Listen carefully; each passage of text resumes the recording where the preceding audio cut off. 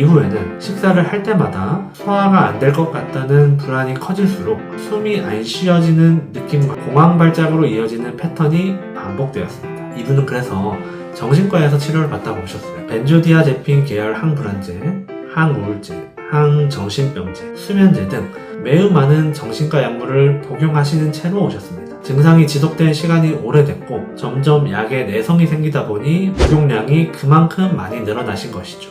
이런 경우에는 단순히 불안해하지 마세요 라고 말하거나 약으로 불안을 눌러도 근본적인 악순환의 고리는 끊어지지 않습니다. 이런 분들에게 몸과 마음을 동시에 다루는 접근이 필요합니다.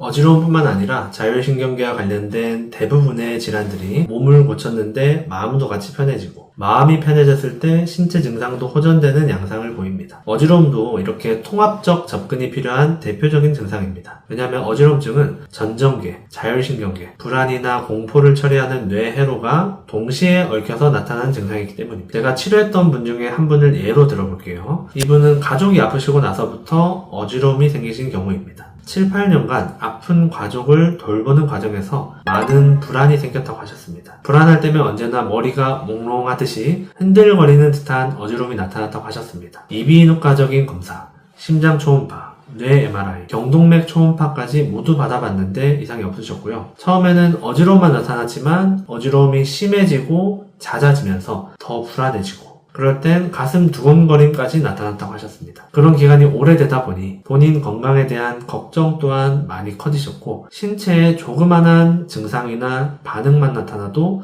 더 불안해지는 악순환이 나타나셨습니다. 이런 불안과 어지러움, 두근거림 때문에 잠도 오지 않아서 불면 상태도 심하셨습니다.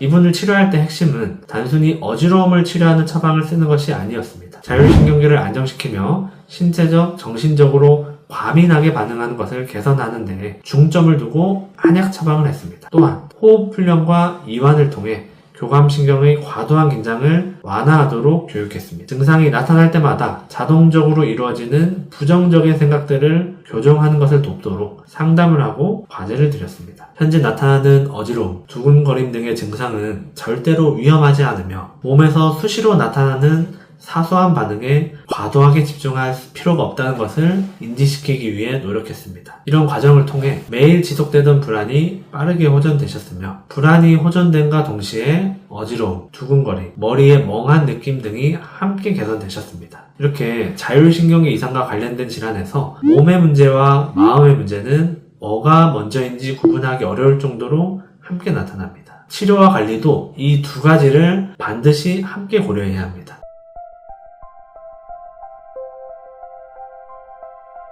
어지러움 외에 또 다른 문제로 몸과 마음의 증상이 같이 나타나신 사례를 또 한번 들어볼게요. 이분은 소화불량으로 속이 꽉 막히고 더부룩함, 울렁거림, 목, 이물감 같은 증상이 오래되신 분이었습니다. 직장 스트레스가 과도한 것이 오래됐다고 하셨는데 조금만 긴장하면 이런 소화기의 불편함이 더 심해졌습니다. 하지만 위내시경에서 위장의 이상은 전혀 없으셨고요. 속이 항상 불편하다 보니까 먹는 게 늘 긴장되고 불안하다고 하셨었는데 어느 날은 그렇게 식사를 하다가 갑자기 숨이 턱 막히는 느낌이 들면서 죽을 것 같은 급격한 공포감을 느끼셨습니다. 이후에는 식사를 할 때마다 소화가 안 될 것 같다는 불안이 커질수록 숨이 안 쉬어지는 느낌과 공황 발작으로 이어지는 패턴이 반복되었습니다. 이분은 그래서 정신과에서 치료를 받다가 오셨어요. 벤조디아제핀 계열 항불안제, 항우울제, 항정신병제, 수면제 등 매우 많은 정신과 약물을 복용하시는 채로 오셨습니다. 증상이 지속된 시간이 오래됐고 점점 약에 내성이 생기다 보니 복용량이 그만큼 많이 늘어나신 것이죠. 소화가 안 되는 음식을 먹는 것이 무서워서 거의 죽만 드시고 계셨고 그마저도 조금만 많이 먹으면 숨 막히는 느낌과 함께 구역감, 구토가 나타났습니다. 이 때문에 살은 10kg 이상 빠지고 체력적으로도 매우 쇠약해진 상태셨습니다. 직장도 그만둔 상태셨고 공황장애 환자분들이 특정 상황이나 환경에 대한 두려움을 겪고 이를 회피하려고 하는 것은 일반적으로 나타나는 현상입니다. 예를 들어서 지하철에서 공황 발작이 나타난 분이 이후에 지하철 타는 것을 두려워하게 된다거나, 사람 많은 곳에서 이런 심한 불안을 느꼈던 분이 사람 많은 곳을 계속 피하게 된다거나 하는 식입니다. 그런데 이분 같은 경우는 두려움을 느끼는 상황이 다른 것도 아닌 식사인 것이 가장 큰 문제였습니다. 음식을 제대로 먹지 못하니까 체력도 점점 약해지고 제대로 된 일상생활이 불가능한 상태였습니다. 우리가 지하철을 안 타고 피하고 살 수는 있겠지만 식사를 안 하고 살 수는 없잖아요. 이 사례에서 중요한 점은 이분의 공황 발작이 막연한 불안에서 시작된 게 아니라 소화기의 불편감, 위험하다는 해석, 호흡곤란과 발작이라는 매우 구체적인 경로를 가지고 있었다는 점입니다. 즉, 장이 더부룩해지고 막히는 감각이 먼저 나타나고 뇌는 이 감각을 큰일 나는 신호로 해석합니다. 그 순간 교감신경이 급격히 활성화되면서 호흡이 얕아지고 가슴이 조이는 느낌이 들고 결국 숨이 안 쉬어진다는 공황 반응으로 이어집니다. 나중에는 식사를 할 준비만 해도 긴장이 되고 불안해지기 시작합니다. 이는 교감신경의 과활성화와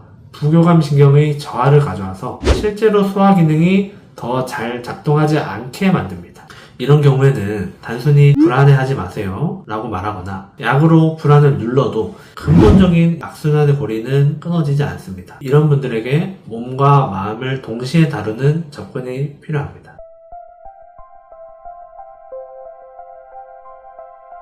먼저 중요한 것은 이런 소화기 증상과 호흡 불편감이 위험한 신체 이상이 아니라 자율신경계와 장 뇌축이 과민해진 결과라는 점을 충분히 이해시키는 것이었습니다. 이 감각이 나를 해칠 수 없다라는 인식이 생기기 시작하면 뇌의 경보 시스템이 과도하게 켜지는 것도 빈도가 줄어듭니다. 그와 함께 음식을 대하는 태도와 먹는 방법에 대한 교육을 중점적으로 했습니다. 앞서 설명드렸던 마인드풀 이팅이죠. 음식을 먹을 때 최대한 천천히 먹고 감각에 최대한 집중하여 장신경계가 잘 활성화되도록 돕고, 음식을 먹는 것이 위험하거나 괴로운 과정이 아니라 우리에게 꼭 필요하고 기쁨을 줄 수 있는 과정임을 다시 배울 수 있도록 도왔습니다. 또한 호흡을 통한 이완법을 통해 스트레스를 관리하고 긴장 상태를 완화하는 법을 배울 수 있도록 도왔습니다. 동시에 소화 기능을 실제로 개선하는 접근을 병행했습니다. 한의학 처방에서 감이온담탕이라는 처방은 잘 놀라고 불안해하는 증상, 신경계의 과민함을 치료하는 처방인과 동시에 위장 운동을 활성화시키고 장 뇌축을 안정화해서 가슴 답답함, 구역감, 구토, 복부 팽만감 같은 증상의 개선에도 도움을 주는 처방입니다. 그리고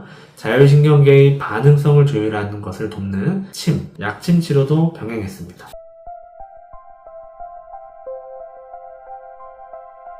몸과 마음의 증상이 함께 나타나며 서로 상호작용하면서 더 심해지는 악순환을 일으킬 수 있듯이 호전이 될 때도 동일합니다. 적절한 치료와 관리를 통해 소화가 조금은 편해질 수 있겠구나 라는 경험이 쌓이자 소화에 대한 예측 불안이 먼저 약해졌고, 그 결과 공황 발작의 빈도와 강도도 함께 줄어들기 시작했습니다. 몸의 신호가 덜 위협적으로 느껴지자 마음의 반응도 같이 가라앉는 선순환이 시작된 것이죠. 약 3개월 동안의 치료 끝에 소화기와 관련된 대부분의 증상이 호전됐고 공황 발작은 나타나지 않았으며 식사에 대한 불안도 거의 없어졌습니다. 이후 3개월 동안 추가적인 치료를 하면서 기존에 복용 중이던 양약 중에서 의존성이 강한 항불안제도 점진적으로 줄여서 끊는 것까지 성공하셨습니다. 이 사례는 몸을 먼저 고치니 마음이 따라온 경우이면서 동시에 마음의 해석이 바뀌니 몸의 반응도 달라진 경우입니다. 어느 한쪽만의 변화가 아니라 악순환의 고리가 끊어지면서 두 축이 동시에 안정된 것입니다. 몸과 마음의 증상은 겉으로 보면 서로 다른 증상처럼 보이지만 실제로는 자율신경계라는 기반 위에서 서로를 증폭시키며 나타나는 경우가 많습니다. 그래서 통합적 접근이란 모든 걸 한꺼번에 치료하겠다는 뜻이 아니라 이 사람의 증상을 증폭시키는 연결고리가 무엇인지 정확히 짚고 그 고리를 하나씩 끊어주는 과정이라고 생각합니다.